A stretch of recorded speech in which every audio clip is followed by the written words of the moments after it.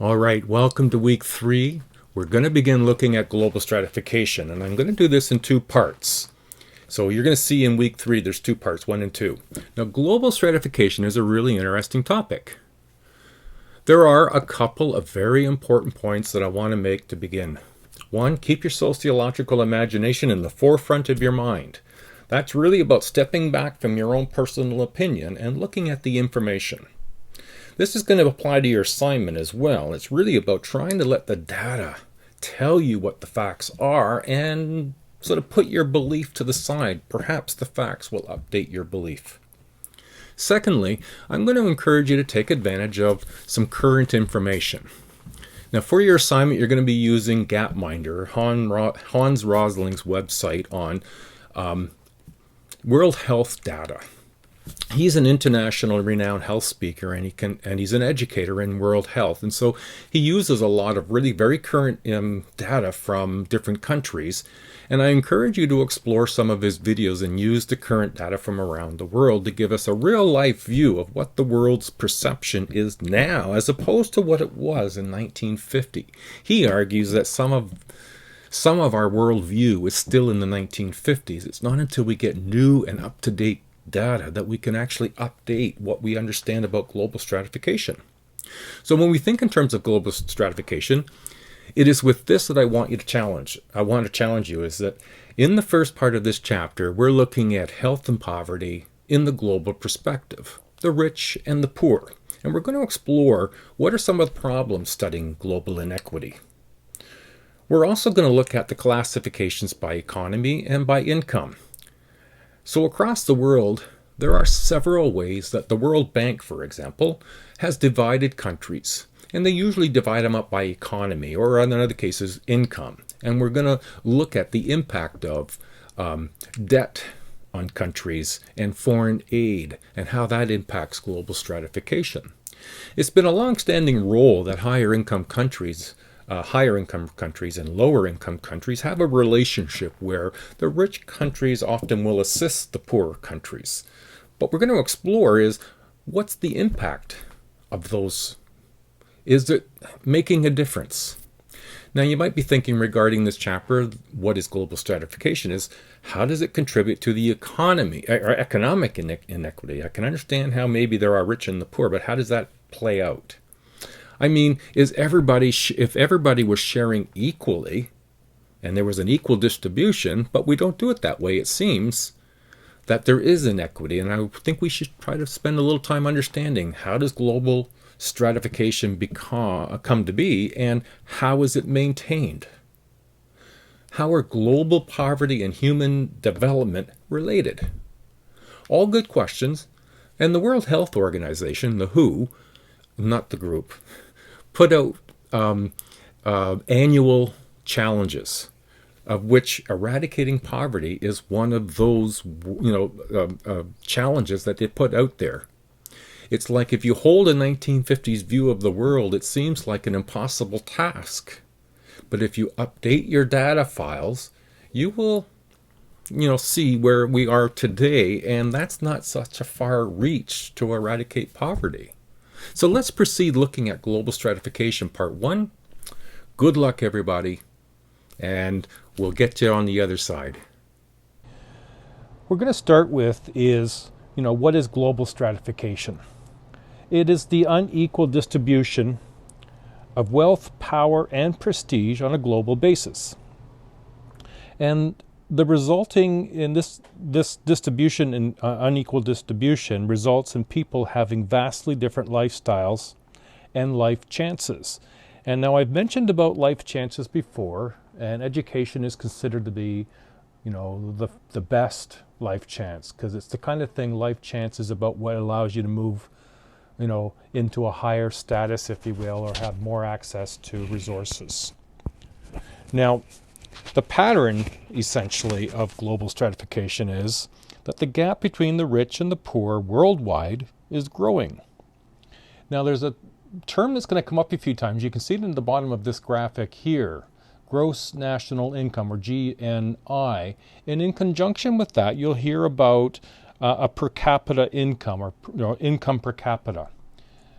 I'm going to show you here is the way in which you calculate income per capita.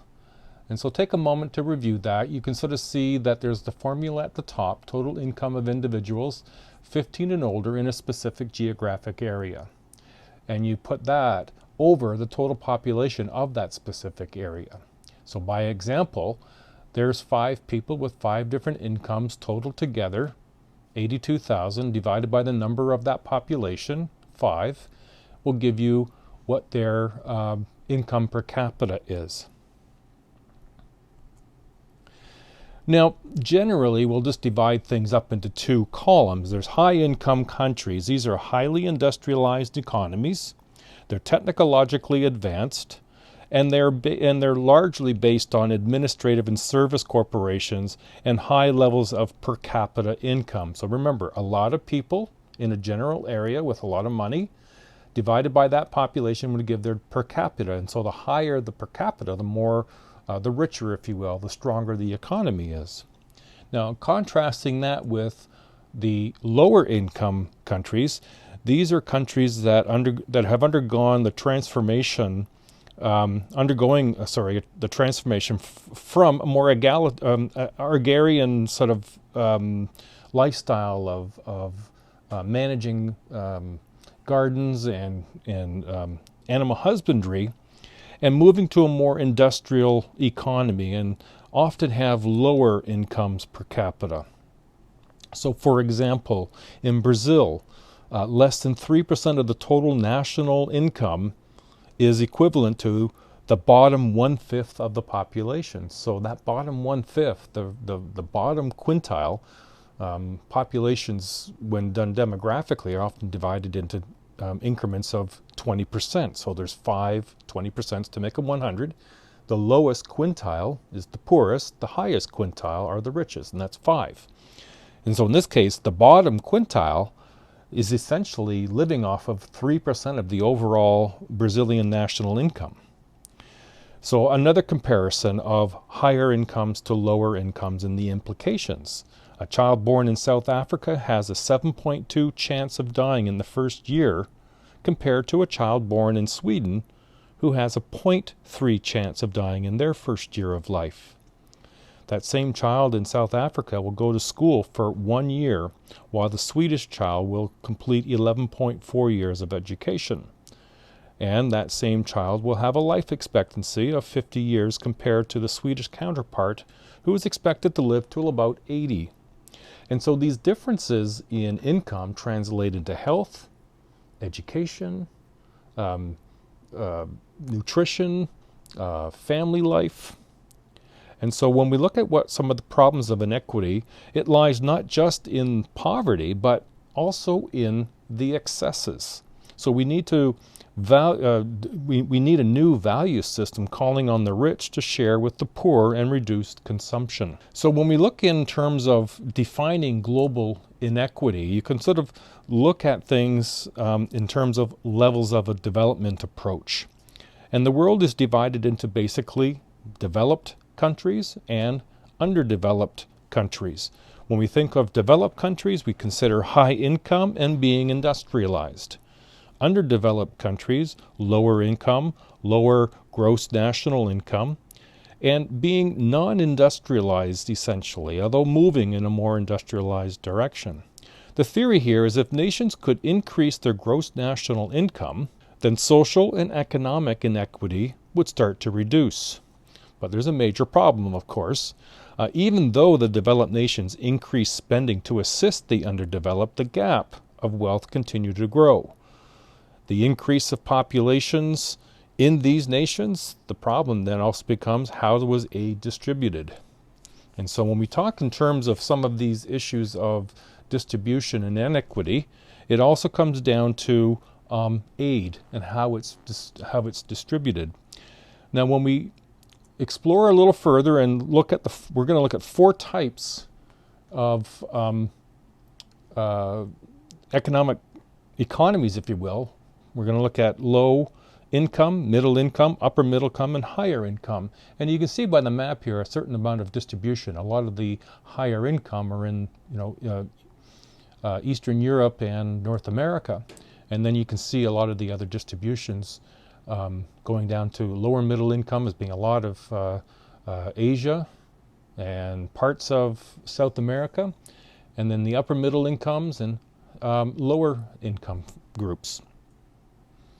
So these are distributions by the World Bank. They have a distribution looking at the different groups. We have low income. These are economies with a gross national income per capita of about $935 US or less per year. Now, half of the world's population in 49 nations, it's concentrated a lot in Asia, Africa, where places like Ethiopia, Afghanistan, Cambodia are key here. And one of the terms that you can find in your textbook is around, in these low-income economies, there's what's called global feminization of poverty. And this looks at the greater distribution of poverty with women. And you can see your definition in the textbook there. Now, if we look at middle-income economies, the gross national income or per capita between $936 and $3,705. So 1/3 of the world resides in about 95 nations in the middle income. Colombia, El Salvador, Honduras, a lot of the Latin American countries fall into this area. They still have many people here who are very poor, in spite of being in what you would consider a lower middle income society or economy. Upper middle income, which is the third group, here you have the gross national income per capita of $3,700 to $11,455. And here they have a higher standard of living and they export diverse goods and services. Now, places like Saudi Arabia, Chile, Hungary, Mexico, they all fall within this upper middle income economy. And then lastly, we have high income. And there's 65 nations like Canada, US, Japan, Australia, Portugal, Norway, Ireland. And these, there are newer nations like South Korea and China that are fast becoming high-income countries. The impact of debt and foreign aid. And in particular, we're going to start here with debt and global stratification. And what you're seeing here is, we can ask ourselves, so why has the gap continued to grow? And what you're seeing here would be the income inequity that occurs, and you're looking at that distribution that way. So the debts that some of these countries owe to the rich nations is what's causing a great deal of difficulty for some of the lower income nations. Many countries have been forced to devalue their currency because of the debt, cut welfare, and put more money into, and not put more money into their economies. So the result is social strife, unemployment, and a denial of education for children. Now, foreign aid and global stratification. When aid is given, it often undercuts the local price of the same commodity. Now, this in turn can cause more problems. Aid is frequently tied to trade arrangements. The recipient nations can buy products from the donating nations. Now, some of the difficulties would be that, even though we're offering aid to another country that has to, by the terms of the aid, get product from us, some of the product that we're getting from that other country, our own country might be producing. And so we often, in the higher income nations, will subsidize those same producers so they don't lose money by the virtue of what we're bringing in for other countries. So this further disadvantages those lower income countries. Some of the trade agreements that occur throughout the world, this is only a small number of them, but these trade arrangements can also cause some grief.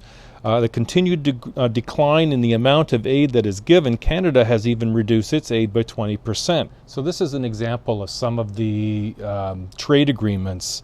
And these trade agreements sometimes really restrict some of the potential, not allowing a recipient country to sell its products to the donor nations. And so it's forcing the country to allow for the import of equivalent products. And so these trade agreements can be very helpful for those that are agreeing and getting benefit, but it doesn't necessarily help the lower income countries. And so lastly, in this particular part, we'll just touch on briefly around foreign aid and stratification. And the United Nations have been very good at putting together what they call these Millennium Development Goals. And this is the not the latest ones. These are the ones from 2003. And they talk a lot about, number one, is being this early investment in basic education, because education is considered a very significant life chance. That when people are educated, there's a huge benefit in terms of their productivity, their ability to raise a family of a reasonable size, their ability to remain healthier and eat more nutritionally. There's a great deal of advantages to education. The increased productivity of small farmers, around trying to encourage the entrepreneurial spirit, if you will, among smaller countries and lower income countries. Improving infrastructure is adding things like reasonable sanitation, access to clean water, access to electrical appliances and lighting. To nurture entrepreneurial activity, there's lots of things that people can be doing in other countries to raise some money to increase their situation, and they want to see more support in that. Promoting democratic government and human rights. It's always been a very big part of what the United Nations Development Program does. And then lastly, around ensuring environmental sustainability, that in spite of doing all these really good and positive things to try to help people, we want to make sure that they're done in an environmentally sustainable manner. All right, so that's been part one. I hope that's been helpful. Take some time to go through your textbook and make additional notes. And watch the video that I posted as well for you regarding, or put on by Hans Rosling. It's a very good one and gives you a good overview. And we'll see you in next week's part 2. Bye now.